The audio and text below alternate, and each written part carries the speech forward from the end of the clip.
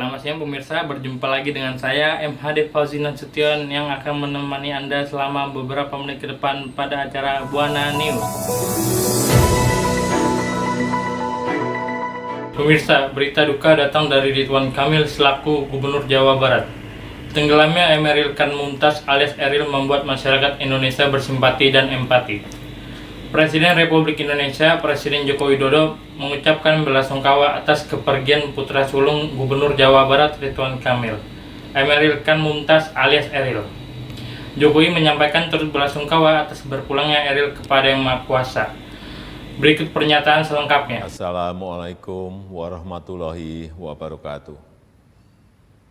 Bapak Ridwan Kamil dan Ibu dan seluruh keluarga besar, pertama-tama, atas nama pribadi, bangsa dan negara menyampaikan duka cita yang mendalam atas kepergian Ananda Emeril Khan Mumtaz. Innalillahi wa inna ilaihi raji'un. Kami mendoakan semoga almarhum diberikan tempat yang terbaik di sisinya. Sebagai orang tua, saya tidak dapat membayangkan betapa berat perasaan dan beban yang harus dipikul dan dihadapi dalam peristiwa yang dialami Pak Ridwan Kamil dan Ibu Atalia ini. Namun, saya melihat bagaimana ketabahan dan ketegaran Pak Emil dan Ibu Atalia dalam menghadapi musibah, dan ini menjadi teladan bagi kita semuanya. Sekali lagi, saya menyampaikan turut belasungkawa. Semoga seluruh keluarga yang ditinggalkan diberikan ketabahan dan keikhlasan dalam menghadapi musibah ini. Semua milik Allah dan hanya kepadanya lah kita akan kembali. Wassalamualaikum warahmatullahi wabarakatuh. Pemirsa, naiknya harga minyak hingga kini membuat para warga, khususnya para pedagang resah karena kesulitan mencari minyak dengan harga yang murah. Selain itu, stok minyak pun terbatas. Harga minyak goreng telah terjadi sejak akhir 2021 dan sampai saat ini belum terselesaikan. Dimulai sejak November 2021, harga minyak goreng kemasan bermerek sempat naik hingga Rp24.000 per liter. Pemerintah pun turun tangan dengan mematok kebijakan satu harga untuk minyak goreng yakni Rp14.000. Para warga, khususnya para pedagang dan ibu-ibu rumah tangga, keresahan karena pasokan minyak yang sulit dicari dan harganya kian melambung naik. Dari Perdagangan Mendak Muhammad Lutfi buka suara soal dilepasnya harga minyak goreng kemasan yang diserahkan ke mekanisme pasar. Menurut dia, pemberlakuan harga jual mengikuti mekanisme pasar merupakan kebijakan yang sesuai. Sebelumnya, Dewan Pimpinan Pusat Ikatan Pedagang Pasar Indonesia atau IKAPI melaporkan distribusi minyak goreng curah dan kemasan masih belum optimal ke pasar tradisional. Konsekuensinya, harga minyak goreng yang dijual di pasar tertahan tinggi setelah pemerintah melepas harga eceran tertinggi atau HET. Pemirsa, kemacetan lalu lintas menjadi permasalahan sehari-hari yang disebabkan karena banyaknya jumlah kendaraan yang melebihi kapasitas jalan. Hingga kini kemacetan di Jalan Ciledug Raya sering terjadi. Saat ini saya sudah terhubung dengan rekan kami yang akan melaporkan dari TKP. Terima kasih Fauzi, bersama saya Muhammad Farah Pratama melaporkan dari TKP, tepatnya di Jalan Ciledug Raya. Kita Anda lihat sendiri kemacetan yang terjadi sudah menjadi langganan masalah utama para pengendara motor dan juga mobil. Sekian laporan saya dari TKP, saya kembalikan lagi ke studio. Terima kasih. Berita berikutnya, tahukah kamu Kota Bandung merupakan salah satu tempat destinasi wisata favorit di Indonesia? Salah satu contohnya Kiara Arta Park. Suasana indah negeri ginseng kini tidak hanya dapat kamu saksikan di serial dramanya, karena di Kota Kembang kini telah hadir tempat wisata bernuansa Korea yaitu Kiara Arta Park Bandung. Spot-spot populer yang ada di Korea dapat kamu temukan di taman yang hits di kalangan anak muda Bandung dan tentunya juga diburu oleh kalangan pecinta Korea. Kiara Arta Park merupakan salah satu dan sekian banyak ruang publik di tengah kota Bandung. Warga Bandung sudah tidak asing lagi dengan taman ini karena dibuka pada tanggal 17 Agustus 2019 dan sempat ditutup karena pandemi. Baru ini sudah dibuka kembali, harga tiket masuknya Rp10.000, anak di bawah 10 tahun gratis, buka setiap hari dari jam 10 pagi sampai jam 6 sore. Beberapa fasilitas yang ada di Kiara Arta Park. 1. Ruang terbuka hijau. Ruang terbuka hijau ini merupakan ruang terbuka yang dipenuhi oleh tanaman-tanaman lokal dan interlokal dan kini dijadikan sebagai tempat berolahraga oleh pengunjung. 2. Dancing Fountain Kiara Art Park Bandung. Air mancur menari atau dalam bahasa anak gaul disebut Dancing Fountain juga tersedia di Taman Negeri Ginseng yang berada di Bandung ini.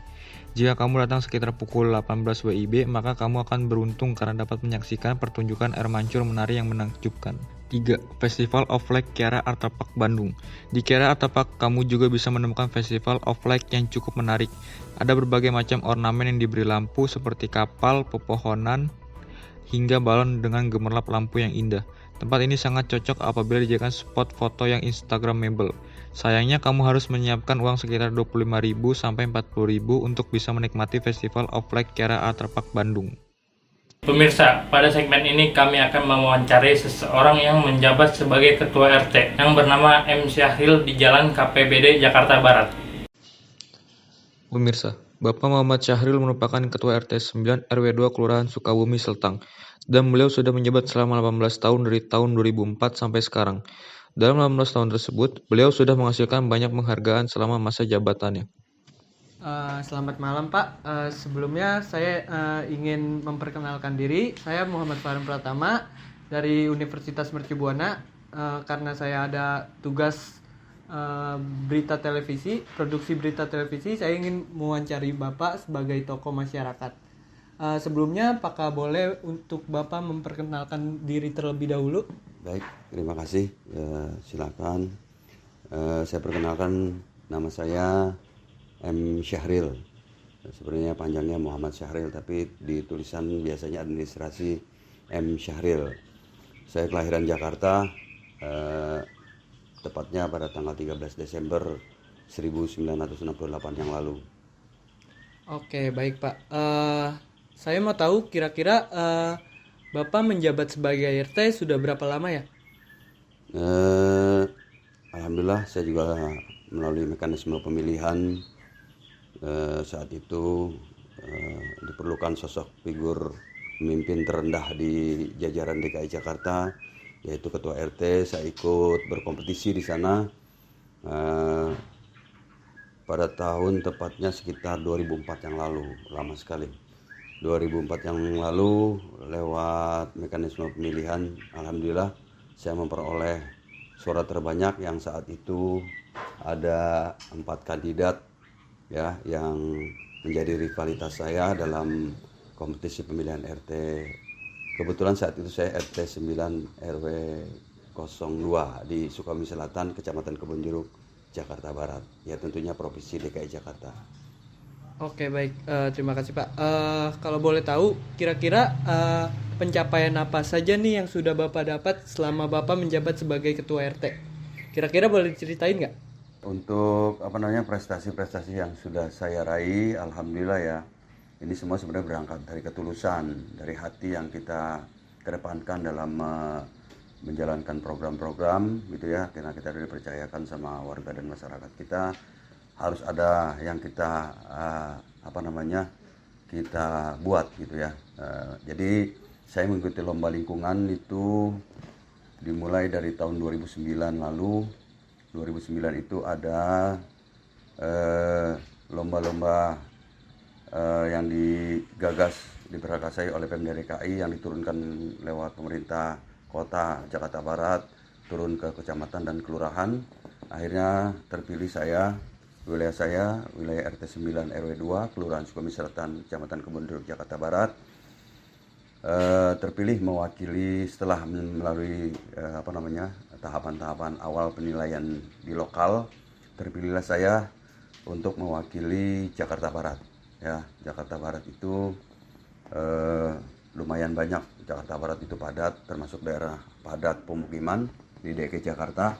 Alhamdulillah saya salah satunya yang berkompetisi dalam pengelolaan lingkungan di pemerintahan DKI Jakarta saat itu.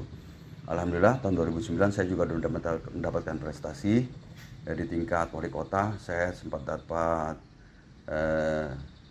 juara pertama, alhamdulillah, yang patut sekali saya syukuri dengan warga. Itu ada 2 kriteria lomba saat itu yang saya ikuti. Yang pertama PHBS, perilaku hidup bersih dan sehat, untuk menciptakan masyarakat yang bersih, sehat dan nyaman untuk ditinggalkan. Itu saya dapat juara pertama saat itu di tingkat administrasi Kota Jakarta Barat.